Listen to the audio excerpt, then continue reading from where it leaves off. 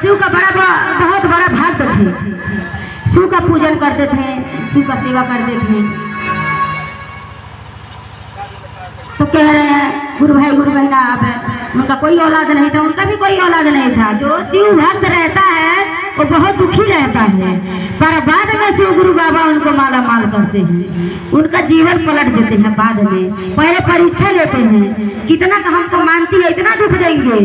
आप कहिएगा कि बस इतना हम शिव चर्चा करते हैं, इतना भजन करते हैं, पर शिव गुरु बाबा दया नहीं बरसा रहे हैं, हम छोड़िए देते हैं। पर गुरु भाई गुरु बहना बहुत परीक्षा लेके छोड़ना नहीं है। उनको जब पकड़ लिए शरण तो पकड़ने रखना है, छोड़ना नहीं है, जितना ही परीक्षा ले। हम आपका सेवा करते हैं, भक्ति करते हैं, भजन करते हैं, तो हम उनको आप क्यों नहीं एक औलाद दे देते कि हमारे मरने के बाद हमारा सारा संपत्ति का कोई मालिक हो जाए, वारिस हो जाए। हमारा सारा संपत्ति सहेजेगा कौन? हम नहीं रहेंगे तो। हे शिव गुरु बाबा, हम सुनते हैं शिव चर्चा में आप बहुत दयालु हैं, दया बरसाते हैं, तो हमारे ऊपर भी दया बरसा दीजिए।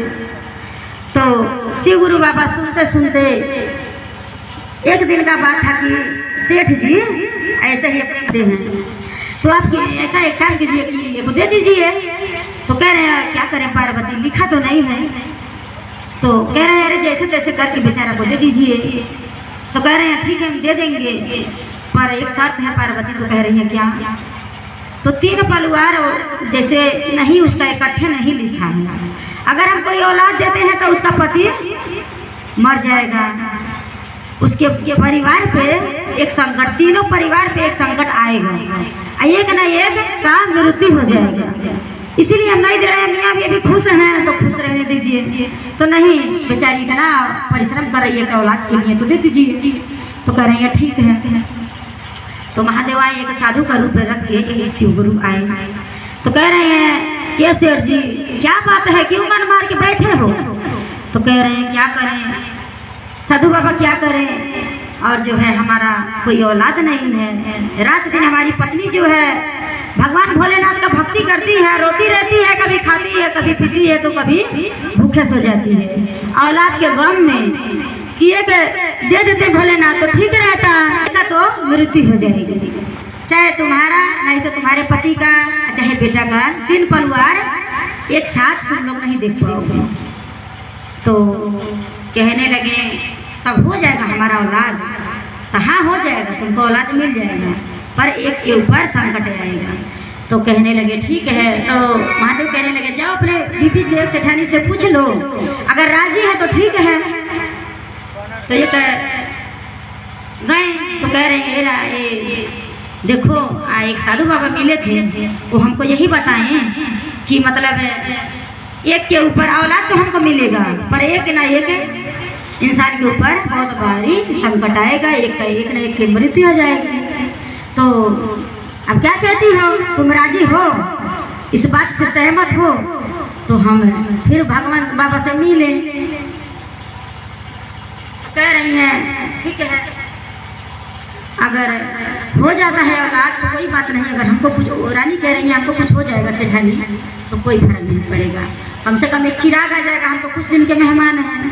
एक चिराग आ जाएगा तो कम से कम खेत बाड़ी संभालेगा, घर बार संभालेगा, इतना धन दौलत है सब संभालने वाला आ जाएगा, वारिस आ जाएगा तो राजा साहिब रहेंगे और हमारा बेटा रहेगा, हमको हो जाएगा कम से कम संभालेगा। तो दोनों सोच रहे यही बात है। जाने दीजिए, जाइए बाबा से मिल लीजिए और कहिए कि सेठानी सहमत है, ये बात से उनको मंजूर है। क्या हुआ गुरु आए तो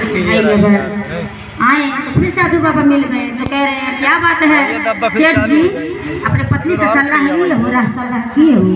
हाँ बाबा राह सलाह तो किए हैं, तो क्या कहें?